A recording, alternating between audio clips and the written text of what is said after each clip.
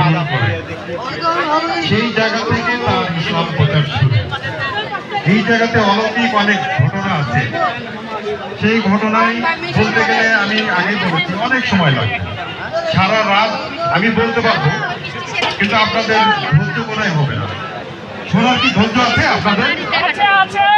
ভালো লাগছে আমার কথা? যদি অনুমতি দেন আমি বলবো।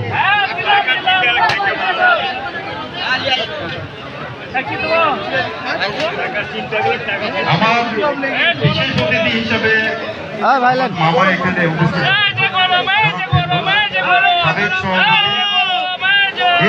যখন ইসলাম প্রচার করা শুরু করেন তখন পিতৃরাজ বলে একটা ভণ্ডরা থাকে, ঠিক আছে? উনি তার রাখাল, সে বলে যে খাজা মঈনুদ্দিন চিশতিকে এখান থেকে বের করে দিতে হবে। তো যখন এই অবস্থায় এই ধরনের অলৌকিক ঘটনা তার অনেকই আছে, সেই জায়গায় অনেক জোড়াই অমুসলিম থেকে